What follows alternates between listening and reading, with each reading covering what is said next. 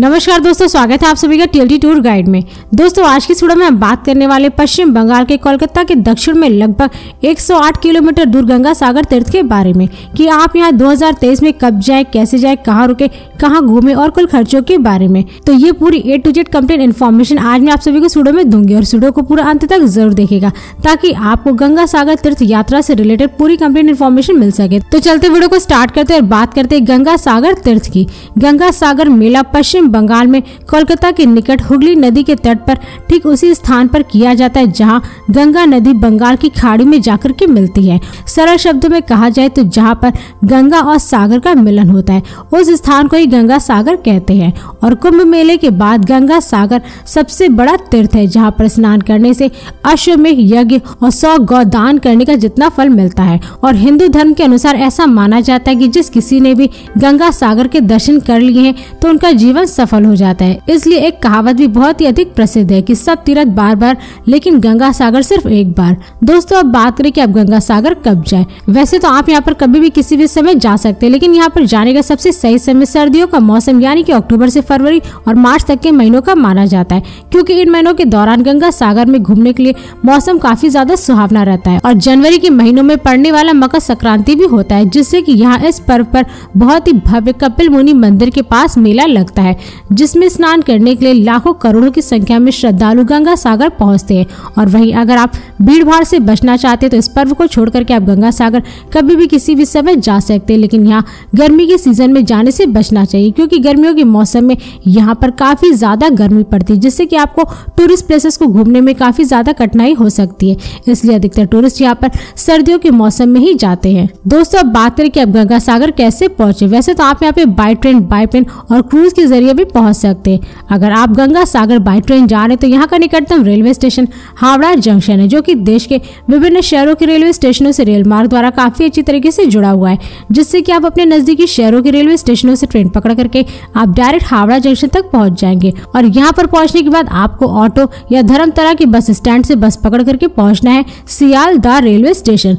दोस्तों Sealdah railway station वह railway station है जहाँ से लोकल ट्रेनें चलती है काकद्वीप और नामखाना रेलवे स्टेशन के लिए। तो दोस्तों काकद्वीप रेलवे स्टेशन पहुंचने के बाद आपको वहां से जाना है हरवुड पॉइंट, जिसकी दूरी रेलवे स्टेशन से लगभग 4 किलोमीटर है, जिसे आप ऑटो से 10 से 15 रुपए में पूरा कर सकते हैं। और दोस्तों हरवुड पॉइंट वह जगह है जहां से आपको कच्चूबड़िया जेट्टी के लिए जहाज यानी कि शिप मिलती है। और हरवुड पॉइंट से कच्चूबड़िया जेट्टी की दूरी लगभग 4 किलोमीटर है, जिसका चार्ज शिप का 20 रुपए से 30 रुपए पर पर्सन होता है। और कच्चूबड़िया जेट्टी से गंगा सागर तीर्थ की दूरी लगभग 30 किलोमीटर है, जिसे आप बाई बस या शेयरिंग टैक्सी के थ्रू पूरा कर सकते हैं। और अगर आप कच्चूबड़िया जेट्टी से गंगा सागर तीर्थ के लिए बस लेते हैं तो इसका चार्ज लगभग 60 से 80 रुपए पर पर्सन होता है और शेयरिंग टैक्सी का चार्ज लगभग 150 से 200 रुपए होता है। और दोस्तों यदि आप गंगा सागर प्लेन से जाना चाहते हैं तो यहाँ का नजदीकी एयरपोर्ट कोलकाता में स्थित नेताजी सुभाष चंद्र बोस इंटरनेशनल एयरपोर्ट है, जो कि देश के विभिन्न शहरों के एयरपोर्टों से एयरलाइंस के द्वारा काफी अच्छी तरीके से जुड़ा हुआ है, जिससे कि आप दिल्ली, मुंबई, चंडीगढ़, हैदराबाद, चेन्नई और बैंगलोर आदि जैसे शहरों के एयरपोर्टों से प्लेन पकड़ करके आप डायरेक्ट कोलकाता एयरपोर्ट तक पहुंच सकते हैं। और यहाँ पहुंचने के बाद आप एयरपोर्ट के बाहर से बस या टैक्सी बुक करके पहुंच जाएंगे 16 किलोमीटर दूर धर्मतला के बस स्टैंड, जहां से आपको काकद्वीप जाने के लिए बस की सुविधा मिल जाएगी। और यहाँ पहुंचने के बाद आप 3 किलोमीटर दूर हरवुड पॉइंट से जहाज पकड़ करके कच्चूबड़िया जेट्टी तक पहुंच जाएंगे और फिर कच्चूबड़िया जेट्टी से आप बस पकड़ करके डायरेक्ट गंगा सागर तीर्थ तक पहुंच सकते हैं। और दोस्तों यदि आप गंगा सागर क्रूज से जाना चाहते तो आपको सबसे पहले हावड़ा ब्रिज को पार करते हुए मिलेनियम पार्क जेट्टी जाना पड़ेगा, क्योंकि यहीं से आपको गंगा सागर द्वीप जाने के लिए क्रूज की सुविधा मिलती है। इसलिए अगर आप यहाँ से गंगा सागर द्वीप पहुंचने के लिए डीलक्स क्रूज लेते हैं तो उसका चार्ज लगभग 1500 से 1700 रुपए पर पर्सन होता है। वही जनरल टिकट का चार्ज लगभग 1200 से 1300 रुपए तक देना होता है। और दोस्तों यदि आप गंगा सागर तीर्थ बस से जाना चाहते हैं तो आपको सबसे पहले हावड़ा या कोलकाता से पहुंचना होगा धर्मतला के बस स्टैंड पे, क्योंकि यहीं से आपको काकद्वीप के लिए बस की सुविधा आसानी से मिल जाती है।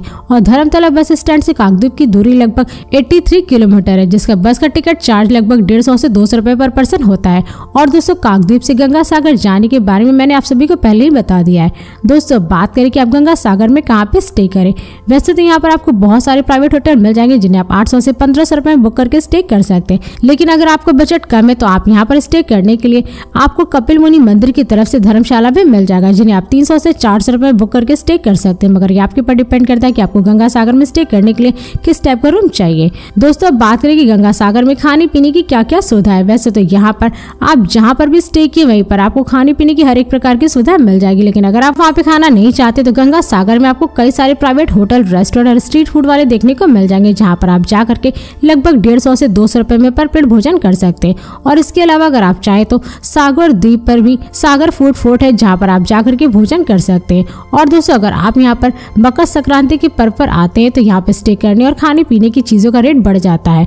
और दोस्तों मकर संक्रांति के पर्व पर यहाँ पर निःशुल्क भोजन भी खाने को मिलता है। दोस्तों अब बात करें कि आप गंगा सागर में कहाँ कहाँ घूमे। वैसे तो आप यहाँ पर सबसे पहले कपिल मुनि मंदिर के दर्शन कर सकते हैं। कपिल मुनि को समर्पित यह मंदिर गंगा सागर का बहुत ही प्रसिद्ध मंदिर है, क्योंकि सभी भक्त गंगा जी में डुबकी लगाने के बाद इस मंदिर के दर्शन करते हैं। और इस मंदिर में कपिल मुनि के अलावा राजा भगीरथ की प्रतिमा भी मौजूद है, जो माँ गंगा को अपनी गोद में लिए हुए है। और साथ ही यहीं पर राजा सागर और हनुमान जी की भी प्रतिमा बनी हुई है, जहाँ पर श्रद्धालु मोक्ष प्राप्त करने के लिए आते हैं, क्योंकि इस मंदिर में बहुत ही भव्य और आकर्षक मेला मकर संक्रांति के दिन लगता है, जिससे कि भक्त गंगा जी में डुबकी लगा करके कपिल मुनि मंदिर के दर्शन करते हैं। इसी के साथ ही साथ आप यहाँ गंगा सागर का लाइट हाउस भी घूम सकते हैं। गंगा सागर का लाइट हाउस देखने वाली जगहों में से एक बहुत ही खास जगह है, क्योंकि इस लाइट हाउस की रोशनी के कारण गंगा सागर का दृश्य रात के समय बहुत ही शानदार और आकर्षक लगता है, जिससे कि यहाँ पर पर्यटक फोटोग्राफी करने का आनंद लेते हैं। इसलिए यदि आप गंगा सागर की यात्रा पर जा रहे हैं तो लाइट हाउस पर अपना फोटो क्लिक जरूर कीजिए।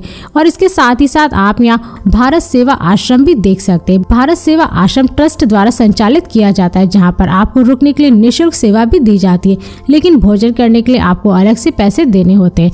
और गंगा सागर के पास में स्थित इस आश्रम में एक छोटा सा मंदिर भी बना हुआ है, जहाँ पर आप जाकर के दर्शन कर सकते हैं। दोस्तों और भी ऐसी कई सारी जगह गंगा सागर में जहाँ पर आप सभी घूम सकते हैं, जैसे बखाली, सजने खाली आदि जैसे गंगा सागर में घूमने की जगह है, जहाँ पर आप सभी घूम सकते हैं। और दोस्तों अगर आप कोलकाता सिटी के और भी पर्यटन स्थलों पर घूमना चाहते हैं तो मैंने ऑलरेडी पहले से ही एक फुल वीडियो कोलकाता पर बना दिया है, जिसका लिंक आप सभी को आई बटन में और वीडियो के डिस्क्रिप्शन में मिल जाएगा। दोस्तों अब बात करें कि आपको गंगा सागर जाने के लिए कितने दिन का ट्रिप प्लान करना चाहिए।